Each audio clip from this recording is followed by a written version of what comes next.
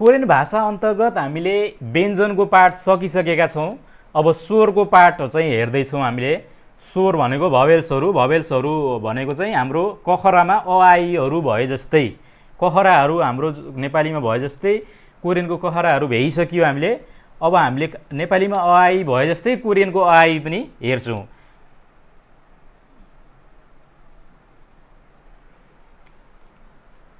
जसमा अक्षरहरू चाहिँ हामीले चिन्नुपर्ने हुन्छ हैन। अब सुरुको व्यञ्जनहरूको पाठ चाहिँ हामीले 1 नम्बरको चाहिँ सक्यौँ, व्यञ्जन चाहिँ हैन। अब 2 नम्बरमा चाहिँ के हो, स्वरको पाठ हो। स्वर वर्ण भनेर पनि भन्छौँ हामीले यसलाई, भवेल कन्सोनेन्ट। स्वर अन्तर्गत चाहिँ हामीले नर्मल सुरुमा चाहिँ के हेर्छौँ, साधारण स्वर। स्वरभित्र पनि 2 पार्ट छ भनेर मैले बारम्बार भनिराखेको छु। साधारण स्वर सुरुमा भयो, अनि दोस्रो भनेको दोहोरो स्वर, साधारण अथवा एकल स्वर भन्न सकिन्छ। यही एउटालाई मिलाएर डबल बनाएर चाहिँ दोहोरो स्वरहरू बन्ने हो। साधारण स्वरहरू भनेको 10 वटा छ जम्मा अक्षरहरू। यो भनेको टोटल कतिवटा, 19 वटा, यो 21 वटा, 21 मा 10, यो दोहोरो स्वरमा चाहिँ 11 वटा हो है। यो 19 र 21 गरेर टोटल शब्दहरू चाहिँ कोरियन भाषामा कतिवटा अक्षरहरू चाहिँ 40 वटा चाहिँ हो। अब यो साधारण स्वर अन्तर्गतको अक्षरहरू हामी हेरौँ। सुरुको अक्षर भनेको अबाटै सुरु गरौँ। यो अघि पहिला पढाउँदाखेरि चाहिँ, पहिला राख्दाखेरि चाहिँ हामीले 0 मा अ पनि राखिएको थियौँ, ङ पनि राखिएको थियो। त्यो भनेको अआइमा चाहिँ यदि अआइ डाइरेक्ट लेख्नु पर्यो भने अनिवार्य रूपमा चाहिँ यो 0 चाहिँ जोडिएर लेखिन्छ। अब सुरुमै हामीले पार्टेसन गरेर यो 0लाई नराखिकन यिनीहरू अक्षरहरू पनि राख्न सक्छौँ। तर यदि अआइहरू चाहिँ लेख्नु पर्यो भने चाहिँ यो चाइनिज हुनाले चाहिँ म डाइरेक्ट लेखेँ है, त्यो छुट्याएर लेखेर अनि फेरि जोड्नतिर म गइनँ। यसलाई हामीले अ भनेर चिन्छौँ। यसैको ठ्याक्कै अपोजिट यस्तो गऱ्यौँ भने यसलाई आ भनेर चिन्छौँ। त्यस्तै ठ्याक्कै यस्तै तर डबल भएको यसलाई हामी ए भनेर चिन्छौँ है। त्यस्तै अर्को भनेको यस्तै तर डबल भएको या भनेर चिन्छौँ यसलाई हामीले है। त्यस्तै अर्को अक्षर भनेको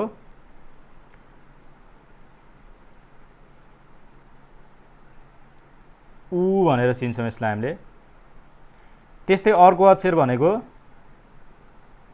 यसैको उल्टो ठ्याक्कै मास्तिर फर्केको है यो। यसलाई हामीले ओ भनेर चिन्छौँ। 1 2 3 4 5 6 वटा भयो, 4 वटा चाहिँ बाँकी छ। अब अरु भनेको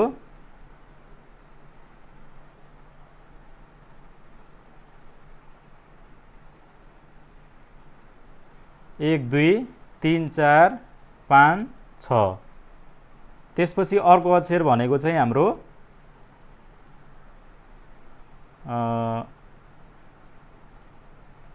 ई भन्ने छ एउटा चाहिँ हैन। यो अक्षरहरू चाहिँ तलमाथि हुन सक्छ, धर्स मात्रै हो यो चाहिँ है। त्यसपछि अर्को अक्षर भनेको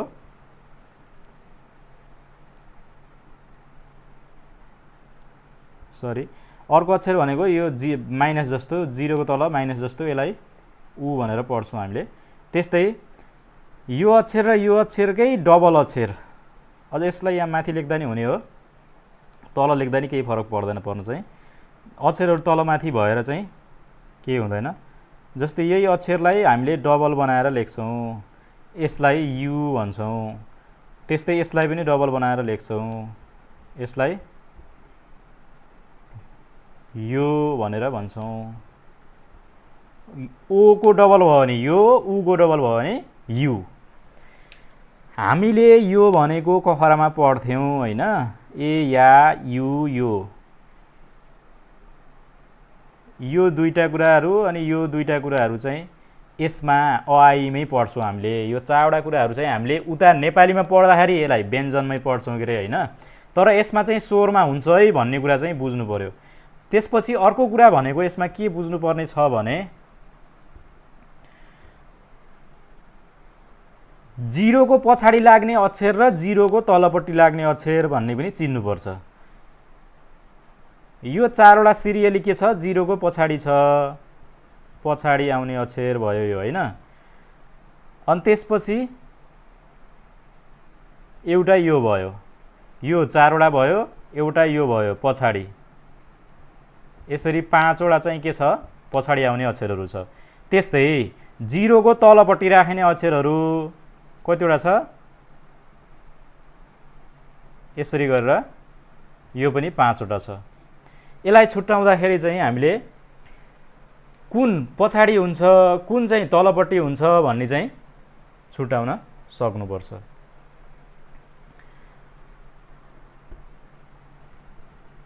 अहिले मैले मेटेँ, फेरि लेख्छु यो चाहिँ म।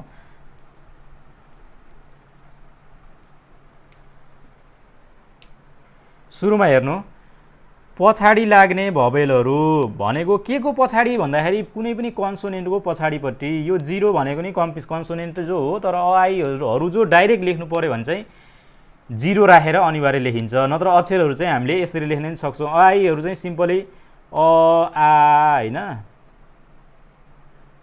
अ आ य या, अनि त्यसपछि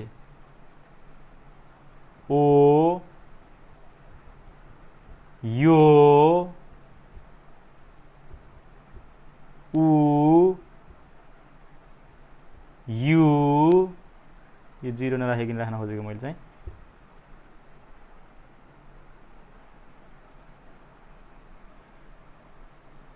अनि यु उ भयो, अनि यु 1 2 3 4 5 6 7 8, त्यसपछि एउटा इ भयो, इ, अनि लास्टको अक्षर भनेको चाहिँ उ, यो माइनस।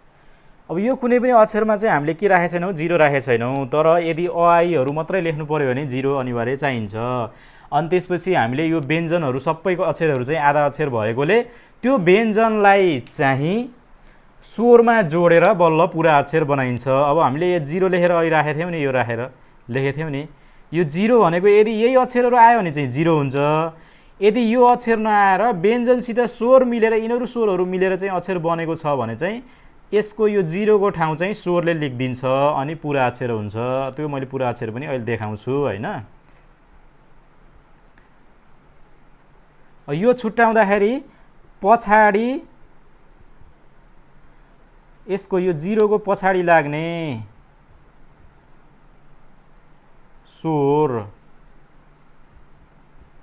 के छ त, पछाडि लाग्ने अ आ य या अनि इ, यति मात्रै हो, पाँचवटा मात्रै हो होइन। अ आ य या इ, यति पाँचवटा मात्रै हो। त्यस्तै जिरोको तलपट्टि झुन्डाएर राख्ने अक्षर भनौँ न, झुन्डाएर लेखिने स्वर के छ त जम्मा, जसमा एउटा सुरुको अक्षर भयो उ, जिरोको तलपट्टि भयो यो, त्यस्तै अर्को अक्षर भयो डबल यु, अब यो यसैको उल्टो ओ, अनि यसको उल्टो यो, त्यसपछि यो माइनसवाला उ, यसरी गरेर ऊ चाहिँ डबल छ, यसमा चाहिँ प्रोनाउन्सिएसनमा मात्रै फरक पर्छ, त्यो चाहिँ मैले पछि छुट्याइदिन्छु हैन। अहिले हामीले चाहिँ यो पनि ऊ हो, यो पनि ऊ हो भनेर चिनौँ नर्मली सामान्यतया। ऊ यु ओ यो ऊ 1 2 3 4 5 यसरी 5 वटा अक्षरहरू चाहिँ 0 अथवा व्यञ्जनको तलपट्टि झुन्डिने अक्षरहरू हुन् यिनीहरू, त्यो चाहिँ बुझ्नु पर्यो हैन। टोटल अक्षर यो भयो, यिनीहरू अक्षर अ आ इ हरू मात्रै लेख्नु पर्यो भने चाहिँ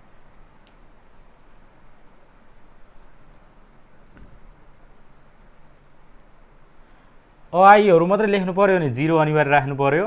यदि कन्सोनेन्ट र भवेल मिलेर चाहिँ अक्षर बनेको छ भने त्यस्तो अवस्थामा चाहिँ के हुन्छ, यो 0 को ठाउँ चाहिँ कन्सोनेन्टले लिइदिन्छ अनि अरु अक्षर चाहिँ आउँछ। जस्तै उदाहरण हेरौँ न, उदाहरण हेरौँ। जस्तै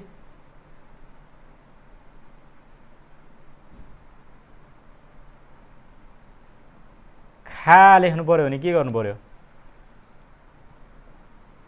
ख प्लस आ गर्दाखेरि बल्ल खा हुन्छ। ख कस्तो यो भयो आधा ख हैन, प्लस आ कस्तो यता फर्केको भयो, यो यता फर्केको आ। अब यसको ठाउँ भनेको यसले लिइदिन्छ, यो भनेको खा हुन्छ बल्ल हैन। तर यदि आ मात्र लेख्नु पर्यो भने फेरि यति मात्रै हामीले लेखिने भयो, यति मात्र लेख्यो भने आ भयो फेरि।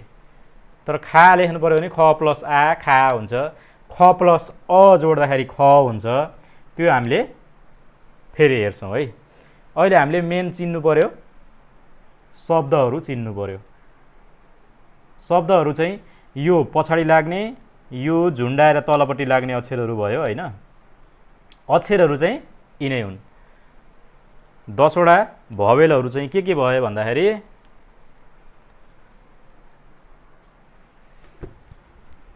10 वटा भवेलहरू चाहिँ अ या अ आ ए या 4 वटा, अनि त्यसपछि उ यु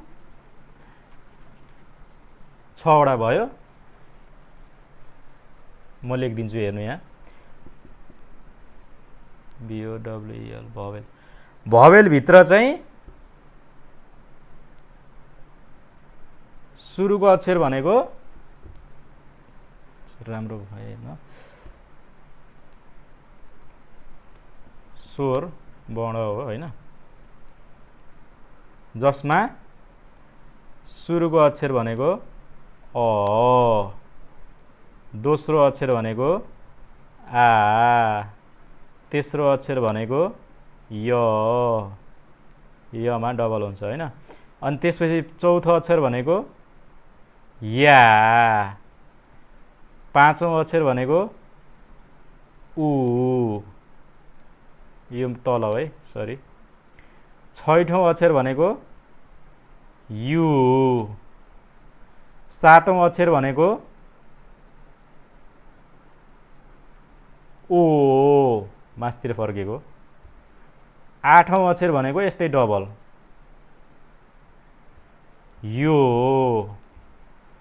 नवौं अक्षर भनेको ई, 10औं अक्षर भनेको चाहिँ उ। अहिले अलिकति ग्याजाङ मेजाङ भयो, अलिकति लेख्दाखेरि त्यति राम्रो देखिएन होला, त्यही भएर म छुट्याएर फेरि लेखिदिएको छु क्लियर तरिकाले। अब यो 4 वटा चाहिँ हाम्रो के पर्छ पछाडिपट्टि, के को, कन्सोनेन्टको अथवा 0 को पछाडिपट्टि लाग्ने अक्षरहरू भयो। यो 4 वटा भयो, अनि यो चाहिँ एउटा गरेर 5 वटा पछाडिपट्टि हुने भयो हैन। अनि यो 4 वटा प्लस यो एउटा, यो पनि 5 वटा चाहिँ के हो, तलपट्टि झुन्डाएर। के को तलपट्टि झुन्डाएर भन्दाखेरि यिनीहरू जो अक्षर लेख्नु पर्यो भने यो 0 राखेर लेखिने भयो। यदि यिनीहरू अक्षरहरू नलेखेर हामीले व्यञ्जनमा स्वर लेखेर पुरा अक्षर बनाउँछौँ भने त्यस्तो अवस्थामा यसको ठाउँ भनेको व्यञ्जनले लेखिदिन्छ, यो हट्छ अनि पुरा अक्षर बन्छ। जस्तै कु लेख्नु पर्यो भने यो क भयो प्लस उ, क आधा क प्लस उ, अब क भनेको यो भयो प्लस उ हो। अब यो हो यसको ठाउँ भनेको यसले लेखिदियो, यो कले लेखिदियो, यो कले चाहिँ यसको ठाउँ लेखिदिन्छ अनि यो गएर यहाँ बस्छ, यो तलपट्टि झर्छ। झुन्डिएर लेख्ने अक्षरहरू भनेको त्यसरी यो यो यो यो र यो 5 वटा। तर पछाडिपट्टि लेख्ने अक्षरहरू भनेको चाहिँ जस्तै क मात्रै लेख्नु पर्यो भने, ग मात्रै लेख्नु पर्यो भने यो क भयो, यहाँ अ। तर यो कसरी बन्यो भन्दाखेरि यो 0 को ठाउँ चाहिँ यसले लेखिदियो।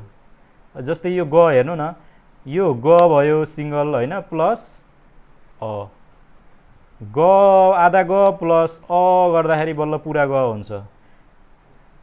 यो पुरा ग हुँदाखेरि यसको ठाउँ यसले लेखिदिन्छ, जसले गर्दा यो यहाँ ग मात्रै आउँछ अनि अ को अ आयो। यसरी पुरा ग यो चाहिँ बल्ल पुरा ग भयो, यो पुरा ग भयो, जस्तै यो पुरा ग भयो होइन। ल आजलाई चाहिँ यति गरौँ। यसपछि हामी अबको क्लासमा चाहिँ कुन कुन अक्षर मिलेर के बन्छ भन्ने कुराहरू अनि प्लस अझै डबल स्वरहरू सक्नु छ। डबल स्वरहरू सकिसकेपछि हामी जस्तो हामीले कहरा ककाकिकीहरू पढ्छौँ नि, त्यस्तै ककाकिकी जस्तै कहाँ कुन अक्षर मिलेर के बन्छ भन्ने तालिकाहरू चाहिँ हेर्छौँ। आजको क्लासमा चाहिँ यति गरौँ, ठिक छ? बुझिएछ नि? बुझिएको छ? ल आजलाई चाहिँ यति नै। यसपछि चाहिँ अबको क्लासमा चाहिँ हामीले डबल भवेलको बारेमा हेर्छौँ। 11वटा चाहिँ अक्षरहरू। यसमा चाहिँ कतिवटा थियो? 10वटा।